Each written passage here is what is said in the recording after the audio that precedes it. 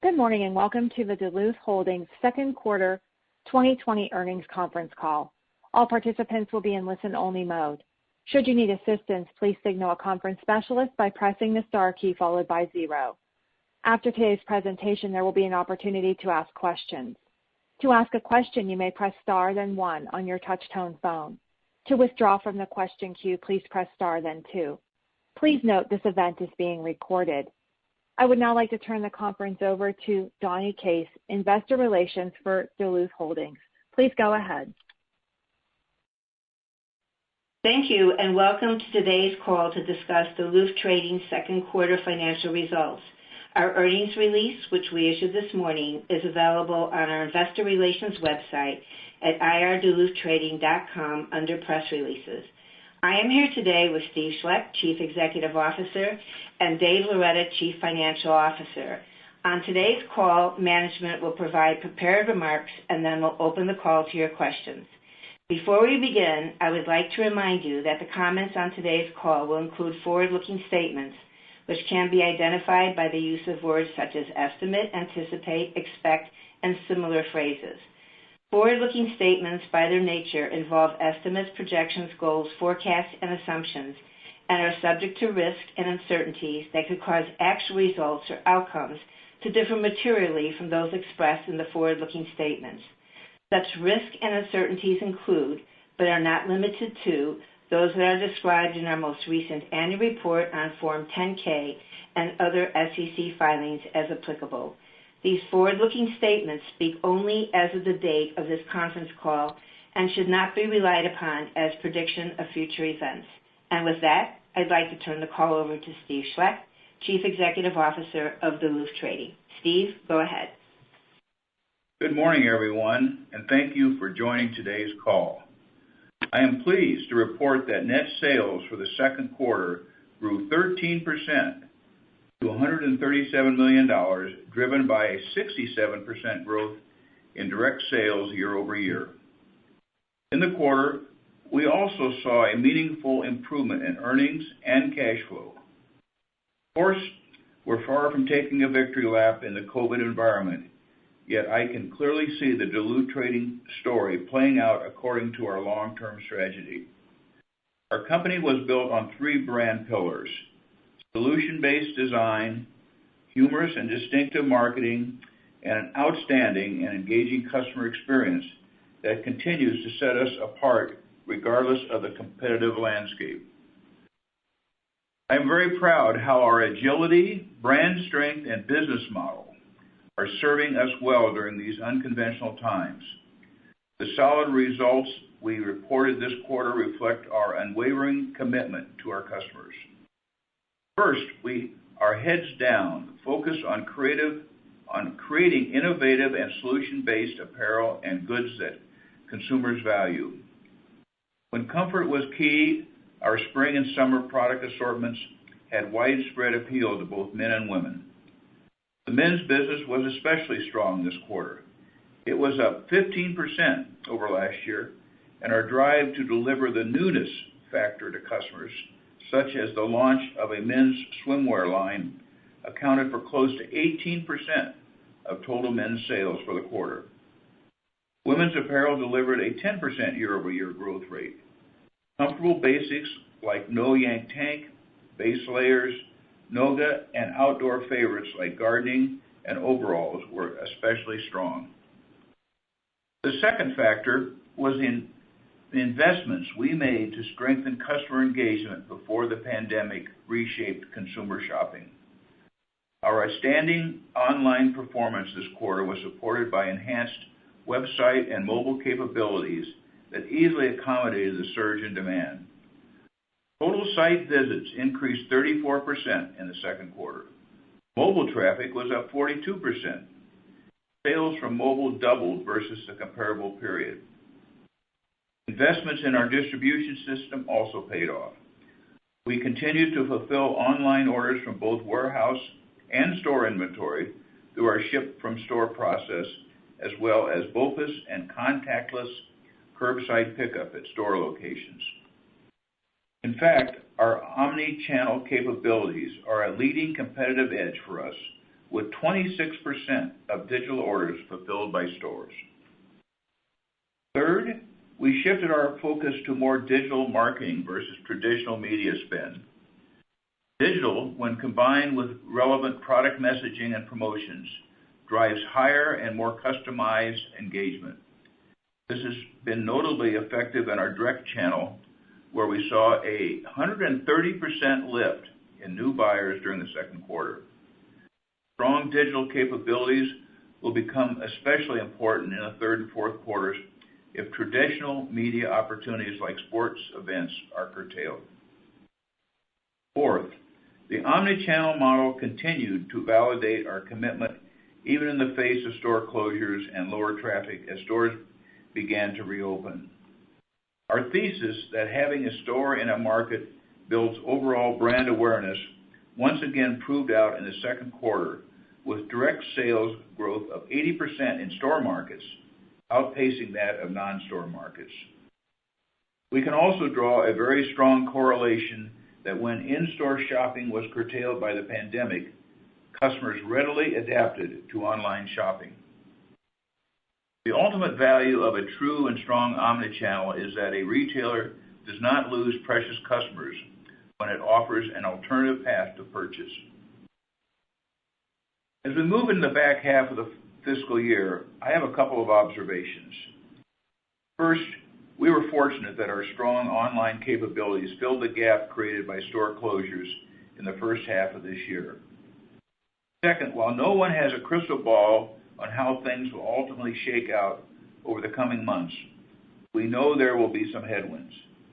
We already anticipate that steep discounting will continue, holiday deals will begin even earlier, and shipping networks will be constrained by increased volume. And there are other external factors that can have a meaningful impact on consumer sentiment. Even so, we are already executing our plan for the peak selling season, which basically boils down to doing what works and lean into it. We will continue to drive home messages that are resonating with customers, shop your way, online, curbside pickup, and BOPUS. We will ramp up digital marketing, especially around events like our Big Damn Birthday and the launch of 40 Grit, which, as I mentioned on our last call, is a new price point category aimed at younger shoppers. Through email and digital campaigns, we will market newness to past purchasers of similar products and categories and target 2020 new customers to make additional purchases.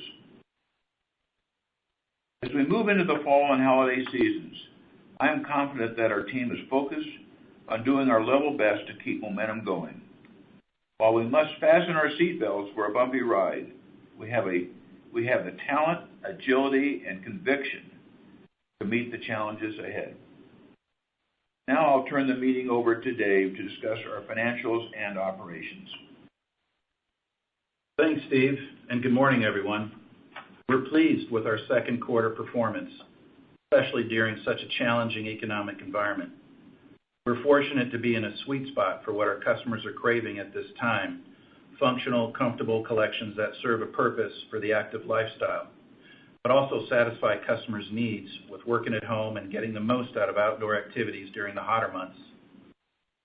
As Steve mentioned, for the second quarter, we reported net sales of $137.4 million, up 12.6% compared to $122 million last year. The momentum in digital sales we saw in the back half of the first quarter continued throughout the second quarter, with total direct sales growth up 67%. Within non-store markets, the direct business grew 59%. And even more encouraging, within store markets, the direct business grew 80% year over year as customers shifted from buying in store to buying online. Stores began reopening the first week of May and were fully operational by Father's Day. Overall, we saw a healthy reopening ramp up with a gradual leveling at 70% productivity compared to the prior year. From the time that all stores were reopened, we've seen the direct business in those store markets absorb entirely the shortfall in lower store traffic. In fact, for markets with a store that opened prior to 2019, total sales growth was 9% in those markets. This accounts for 76% of our full-line store base, and this positive same-market sales trends has continued into August. Customer traffic through digital channels continued at a strong pace in the second quarter, with 15 million site visits, up 34% to last year.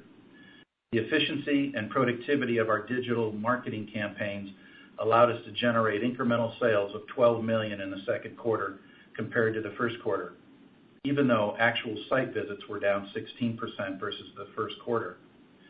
This efficiency improvement led to a conversion rates in all digital channels of 7.2% in the second quarter, an improvement of 230 basis points over last year. Our product offerings hit the mark in the second quarter. Our men's business improved significantly, driven by a successful Father's Day sale that was up 7.4% over last year. We realized strong sales in new summer styles, taking advantage of our Cool Max and Armachillo fabrication, as well as new underwear styles and pants that benefited from improved store layout and signage based on fit. Continuing on pace for Q1, our women's business grew 10% over last year, largely due to a 30% sales contribution from our Summer Solve collection. Women's full-price business reflected strong sales in shorts and comfortable basics, and the Plus business grew to 11% of total women's apparel. While many customers continue to shop online, we offer deeper discounts in several categories to continue moving inventory early in the quarter while our stores were closed. As a result of more aggressive product promotions, our gross margin overall for the quarter decreased 30 basis points to 52.8% compared to 53.1% last year. The selling product gross margins reflected the steeper discounts were down 250 basis points in the quarter, but favorable return rates and retail shrink results from our physical inventory counts offset roughly 200 basis points from the heavier markdowns. SG&A expenses for the second quarter increased 2.6% to $62.7 million, compared to $61.1 million in the comparable period, driven largely by higher selling costs associated with increased direct sales. This included an increase of $4.8 million in selling expense and a $2 million increase in general and administrative expense, partially offset by a decrease of $5.2 million in advertising and marketing expense. As a percentage of net sales, SG&A decreased 450 basis points to 45.6% compared to 50.1% in the second quarter last year. Selling expenses as a percentage of net sales increased 190 basis points to 16.3% due to a higher mix of direct sales as a percentage of total sales.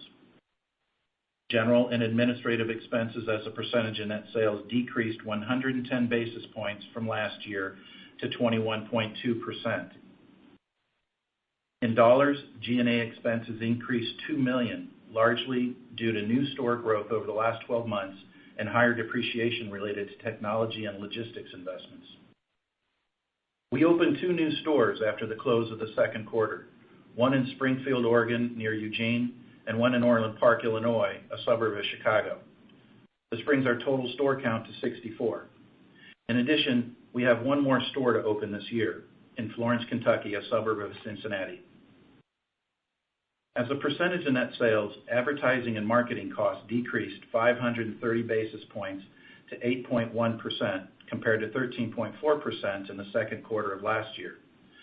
The 530 basis point decrease was primarily driven by reduced catalog and TV advertising, partially offset by an increase in digital advertising.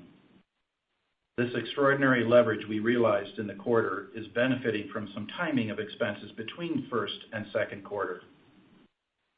However, the year-to-date ad spend of just under 13% of sales, which is over 400 basis points below last year, represents a better reflection of the efficiencies we've gained and expect to benefit from down the road. We also typically see greater efficiencies in ad spend during the fall and winter seasons. We expect for the full year that the ad ratio will be in the low double digits as a percentage of net sales. Our adjusted EBITDA for the quarter was $16.8 million, or 12.2% of sales. an increase of 75% over last year, and 440 basis points of EBITDA margin expansion.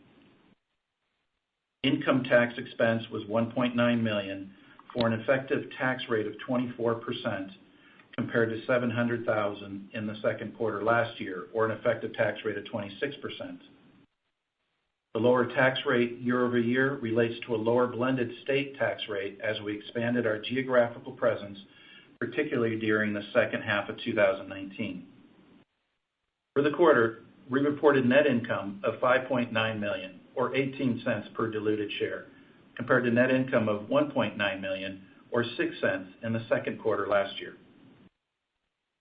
While the COVID-19 impact on our profitability weighed mostly in the first quarter, we're pleased that our ongoing objective to expand profit margins are back on track. We can now see the trailing 4 quarters of operating margin expansion is nearly 40 basis points. Last year at this time, I explained that we're at the turning point of growing operating margins and delivering the growth in bottom line results. While we still expect the coming months and quarters to be clouded by an uncertain economic outlook and disruptions in shopping behaviors, we have proven the ability to flex and adjust our business to meet the customer's needs while doing it profitably. Moving on to the balance sheet. We ended the quarter with net working capital of $117.7 million, including $19 million in cash and $79.5 million outstanding on our total line of credit of $150 million. Our net liquidity position improved by $15 million in the quarter as the strong sales, managed expenses, and reduced CapEx drove positive free cash flow. Our capital expenditures for the full year are on track to be $15 million. Our inventory position at the end of Q2 was $167.6 million, which is up 46% to last year, but improved from first quarter's position of up 68% to prior year. While the competitive discounting has impacted gross margins year to date, it has allowed us to clean up the over-inventory positions we started the year with. We are now projecting end-of-year inventory to be essentially flat to last year's ending inventory of $148 million and back in line to realize improvement in inventory turns. Year-round inventory, which comprises 62% of total inventory, is up $20 million, or 28% to last year. With an end-of-season inventory still higher than ideal, we anticipate continued discounting into the third quarter, which will pressure gross margin. We are not in a position to give financial guidance for fiscal 2020 based on a number of factors. First, prolonged COVID-19 safety concerns that keep store traffic at subdued levels through 2020, compounded by indecisions regarding additional stimulus money that support consumer spending. Second, the surge in online shopping is straining the residential last-mile networks, which will potentially result in extended delivery times and higher shipping costs that we'll be forced to absorb. In fact, our primary shipper for customer orders, UPS, has announced steep peak charges and extremely tight daily allocations that are below our forecasted needs. Third, direct fulfillment operations are all competing for staff with entry-level wages and incentives that continue to grow. And fourth, key national advertising channels are in disarray, with fall sporting events being canceled and retailers attempting to pull holiday spend forward even more than last year. In closing, while we will seek all opportunities to mitigate the likely strains in the near term from fulfillment disruptions and a cautious consumer spend outlook, we are confident in the steps we've taken to invest in our omni-channel model, expand our branded product offerings, and bolster our liquidity to position the company for long-term value creation. With that, we'll open the call for questions. We will now begin the question and answer session. To ask a question, you may press star then 1 on your touch-tone phone. If you are using a speakerphone, please pick up your handset before pressing the keys. To withdraw from the question queue, please press star then 2. The first question is from John Morris of Davidson. Please go ahead. Hi, thanks. Congratulations on all the improvements and the hard work. Wanted to ask, Yeah, sure. Yeah, really two questions here. One is, very impressed with the new customer growth with your digital file. Maybe tell us a little bit more about what you're doing to market to them in particular to turn them into regular, ongoing, recurring customers. In as much as the mix between TV and digital as well, is that going to continue to be much more digital on a go-forward basis? Let's start there. Thanks. Sure, John. The new customers that we've picked up so far year to date, luckily what we have right in front of us, and we're starting to test it, is the implementation of our new customer data warehouse tools through Adobe. With that, we'll be able to segment those customers specifically with what they purchased, when, and what frequency, and tailor some of our outreach through email campaigns or even through web activity. And we'll be able to target them specifically for repurchase, secondary items, and that's a tool that we haven't had in the past. So far, quarter to date, year to date, we're seeing retention rates on those new customers equal what we had in the prior years. But what we're expecting to see is that that's going to improve with the implementation of our new tools that we've got in place right now heading into this third quarter. Regarding the mix of TV and digital, we'll certainly see digital take on a larger component of our ad spend, and we've rationalized some of the TV, but we're going to be back on air this week and heading into the rest of the third quarter. So we'll see that balance come back in place. Where we've really taken some of the dollars out of our ad mix is in the catalogs, removing some of the catalogs in the spring and the summer. But we'll have circulation in catalogs again in the fourth quarter to drive some of that activity as well. So hopefully that answers your question.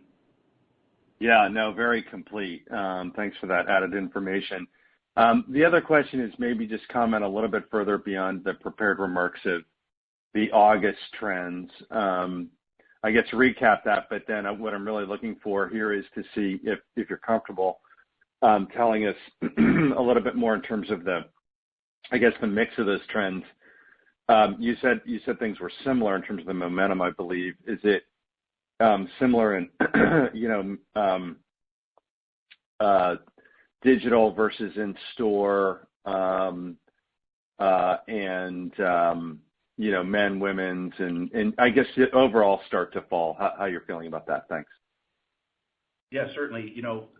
Quarter to date through August and even right up through this first week of our fiscal September, we're continuing to see the same growth momentum in direct. And where we have seen improvement is in store traffic relative to the whole second quarter. The second quarter was only had half of the period where the stores were open to full time. So now that they've been open, we're seeing improved traffic there. I mentioned on the call that they were leveling off at 70% productivity, but as of more recently, they're getting back to 80% productivity, and so we're excited to see that trend's improving while the direct is maintaining. All right, great. Good luck for fall. Thanks. Thank you. The next question is from Jonathan Komp of Baird. Please go ahead. Yeah, hi, thank you. Maybe to follow up on direct, maybe a bigger picture question. I know, in 2019, you had a period of, 4 quarters or so where direct was pretty flat. And then, this year it's seen a big acceleration, which sounds like it's continuing. And part of that's been a big improvement in the conversion rate. And I just want to ask maybe big picture, how much of what you're seeing in direct do you think is some of the new enhancements you've made to your business versus more a function of the environment, and any thoughts on those factors sustaining as you look ahead? I certainly think it's a combination, but the activity that we really leaned into from a marketing and a digital marketing aspect had a big effect year to date in our direct growth. Combine that with our customers who got very comfortable with shifting some of their spend from the stores when the stores were closed to the direct channel. So, I think it's the enhancements that we put into place from a functionality standpoint that's been a big part of it. But we've also seen improvement in our product assortment that I'd say year over year is leading to some of that acceleration in the business right now. A year ago, we were looking at some of the spring and summer results and didn't find that we were hitting the mark as well as we did this year. And when we came out this year with some of the fabrications, some of the cool, warmer weather goods and swim line that we talked about for men, that is what the customer ultimately was looking for, especially when they were sheltering at home. So I think it's a combination of those factors. But once we've got these customers in our in our database and in our brand, then we can continue to market to them in a more efficient way. So yeah, I think it's more leaning towards what we've been able to do than just the environment, but tough to piece it apart exactly. Yeah, great. That's helpful to hear. Maybe one follow-up, Dave, just on your comments for holiday, are you willing to quantify any of the bottlenecks you mentioned, either on the shipping capacity or some of the added expenses that you see, and maybe related to the margin picture? How soon do you think you might be able to get back to more of a full price selling environment for the brand?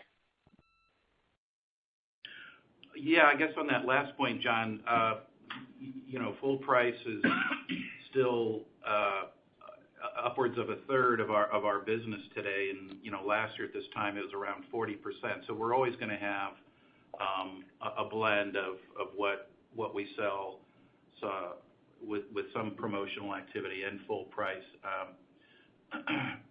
I would expect when we head into 2021 that the inventory position is going to be much more favorably leaning towards full price, as we don't have as much clearance to work through. So 2021 spring summer, we've targeted to improve gross margins from where they were this year, and that with less of the clearance activity.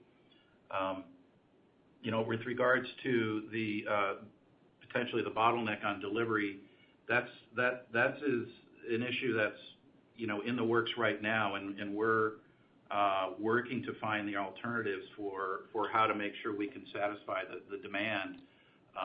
If we're going to see 60% plus increase in demand in the fourth quarter, those are some large numbers. That means shipments that today our primary carriers said that they can't handle. So we're looking at the alternatives to do that. Obviously, we can drive a lot of our shipment out of our stores. We've proven to be able to do that so far, and encourage customers to buy online and pick up in store in a safe way. But I would expect the cost associated with at least what we're hearing here in this early stages, from a percentage of direct sales, we could be saying 100 to 200 basis points of added cost to make sure that we can get all the goods to the customer's home in time. And the other thing that we don't want to do is miss sales if we can't keep that promise on the delivery time frame. So it's a tricky one. I'll be honest with you, but we're looking at it from all different angles. Okay, great. That's really helpful. Thank you. Yep. The next question is from Jim Duffy of Stifel. Please go ahead. Thank you. Good morning. I had a question on the advertising and marketing efficiency that you're seeing. That's really nice leverage. The low double-digit rate you're looking for the year for the advertising and marketing costs suggests you're expecting that to continue. I'm curious, are you seeing any inflation in digital advertising rates or things which could put downward pressure on that advertising efficiency as you look to the back half of the year? Well, we aren't in as much as we've seen in national TV advertising, where inflation has continued to increase there. But on digital, because it's much more of a market-driven platform, we can be nimble and only lean into it where we know it's going to be efficient. So we can be very selective on the return of that spend real time versus locking in that spend months in advance. So we think we can navigate through any price cost issues within digital much better than the other channels of marketing, which is good. Okay. And Steve, a dynamic environment, you must be very pleased with the productivity of the digital business. Can you share some thoughts on store opening plans as you look out to 21 and future years? Sure. We've hit the pause button on store expansion for a while. We have one lease that we've signed for 21, which will be in the second half of the year. But with the growth that we're seeing in direct or e-commerce and some of the major internal technology improvements we plan on making next year, they're sort of further our technological set. This is a good year to sort of take a pause and really rethink our business model in terms of where do the stores fit into the omni-channel approach. Are there stores of different shapes or sizes or places that we should be addressing? And then we'll look into year 22 for probably rethinking that and moving forward. Obviously, California begs our interest because we have no stores there and it's the largest area in the country, but we've decided to hold off for there. Incidentally, we're seeing excellent direct growth out of California without any stores there, so that's been very encouraging. Now, Steve, also encouraging is the return or the productivity improvements you've seen with digital investments that you've made in recent years. Can you talk a little about what you have planned as you look across 2020 and into 21? Jim, from the standpoint of, you mentioned you were going to make some technology and systems investments. Adobe Stack. Yeah, go ahead. Yeah, I think what we're referring to there is the enhancements with this customer data warehouse replatform and the tools that we're going to have in place in the third quarter here. That's where we're going to expect to see even greater efficiency in that ad spend, because not only can we target customers better, but we can avoid costs for mailing or emailing or trying to get in front of customers that aren't going to be as relevant to us. So it's a function of cost avoidance as much as it is looking for the highest value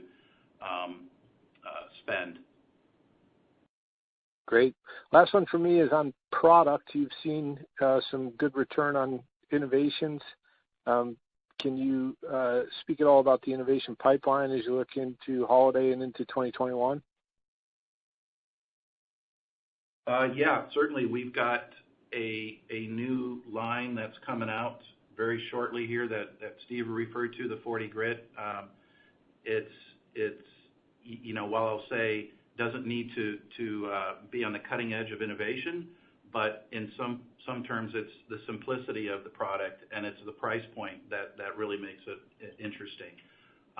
Other areas though that we are looking from greater innovation is we've had success on the men's side with some sort of entry-level swimwear. We'd like to be doing that in the women's category. We're also working on other outerwear items that are really taking advantage of some of the synthetics that we've got that are working well in some small collections, and we'll expand that. But where we see success in certain fabrications, like as I mentioned, Armachillo or Coolmax, we can extend that into products, other base layer products, as well as sort of tops and bottoms, and that's how we're finding some of the opportunity to create newness in the product assortment. You're also going to see very shortly some really clever, humorous TV ads that are new that will be addressing our double flex denim pants that they'll be showing in the next 10 days. So stay tuned. Very good. Thank you, guys. Thank you. Again, if you have a question, please press star then one. The next question is from Dylan Carden of William Blair. Please go ahead. Yeah, thank you very much. Just curious, I don't know if you've looked at it this way, but the new customer additions and the growth there in the quarter, have you broken that down between kind of store markets and non-store markets? And do you think it's safe enough to assume or sort of forecast that you're kind of gaining new customers at a very efficient rate in store markets that can translate longer term from an awareness standpoint to store traffic? Yeah, we have looked at that, and we estimated how much of the new customers that we got in store markets that were likely a store customer, but they hadn't transacted with us in a way that we could capture their information. But we know that there's another good amount of new customers in store markets that are new to the brand, and once we'll be able to market to those customers just as effectively as the customers in non-store markets. But the benefit too is let them know that we can drive them to a store as well. So we're looking at that. Don't have a lot of more details to share at this time, but we're looking at non-store versus store in a very granular way. Okay, thanks. And then the other one, you kind of addressed it there in the last question, but the new product pipeline feels like it's kind of accelerating here. I want to know if that's sort of fair. And then the underperformance, I don't want to make too big a point of it because it was relatively minor, but in the women's business, is that a factor of maybe some lack of innovation or lack of new products, so to say? And is there sort of more to come for women sort of beyond maybe the swimwear go forward? And that's all I got. Yeah. Well, underperformance simply relative to men's. Right. Yeah, I don't think we consider it underperforming. It's really performing as well year to date at a level that we're pleased with. Men's really took a sharp improvement with some of the new product we had coming out for the guys and hitting a Father's Day window that surrounded it with some better marketing this year. But no, we have new product in the women's category that we believe is just as compelling and is going to continue to see growth in that category. Awesome. Nice work, guys. Thank you very much for taking my question. Thank you. Thank you. This concludes our question and answer session and today's conference. Thank you for attending today's presentation. You may now disconnect.